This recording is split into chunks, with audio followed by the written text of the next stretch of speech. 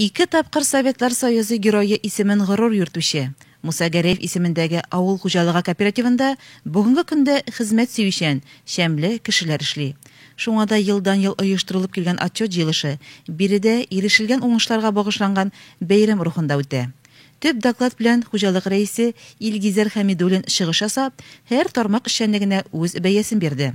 Сөт җитештерү буенча кооператив районда алдынгылар рәтендә бара.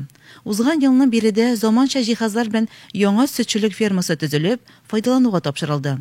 Бу һәр сыердан савымны арттыруга мөмкинлек бирде. Бүгенге көндә хуҗалык буенча тулаем савым үсеше узган ел дәрәҗәсенә карата 2,5 тонна тәшкил итә. Бу гомум район күрсәткечләренә зур өлеш булып тора. Гомумән, корылыкка карамастан, хуҗалык хезмәтчәннәре елны лаеклы төгәлләделәр. 120 миллион выручка был arkadaşlar. Bu былтырга караганда 3 миллион 223 меңгә күбрәк. Тем более ашлык безнең бик кәм булды. Шулай булса да без малчылык продукциясын сатып, сөтне күбәйтеп, без выручканы арттырырга җитештереп кайтабыз. Игенчелектә 42 миллион 871 мең булган. Животноводствода булган 77 миллион 377 мең выручка.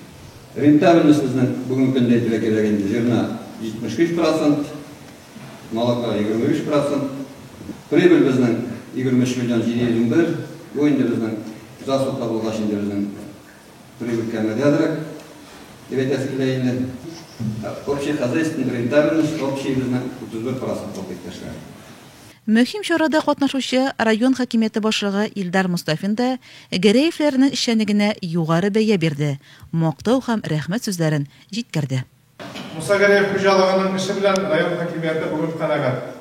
Чөнки елма-ел продукция Муса Гәрәев хуҗалыгында артып килә. Муса Гәрәев хуҗалыгының показательләре артып килә. Бүгенге көнне рәхмәт, сез районда бүген 3нче хуҗалык Süt yetiştirүү боюнча бүгүнкү күндө сиз 10 тоннага якын сүтне хөкүмәткә тапшырып киләсез. Бу бик зур показатель. Бу көнне Илдар Иршат улы кулыннан Русия Федерациясе авыл хуҗалыгы министрлыгының рәхмәте белән тракторчы Илфир Гыйлданов, Башкортстан Республикасының дәүләт җыелышы корылтай рәисенең рәхмәте белән баш бухгалтер Ойгөл Габдуллина, Башкортстан Республикасы авыл хуҗалыгы министрлыгының почет грамотасы белән баш зоотехник Ирек Гәрәев, Савымчы Ләйсән Ямаева, терлекчеләр Салават Әминев, Илмир Бәдретдинов, Илгиз Мананов, водитель Ирек Сәмигуллин бүләкләнүгә иреште. Матур традициягә ярашлы лаеклы ялга чыгучы 6 хезмәткәр тантаналы шартларда истәлекле бүләкләр белән тәбрикләнеп, лаеклы ялга озатылды. Шулай ук 33 алдынгы хезмәткәрләр җитәкчеләре кулыннан акчалата премиялар алуга, рәхмәт сүзләренә иреште. Алдынгылар барыгызны да котлыйм.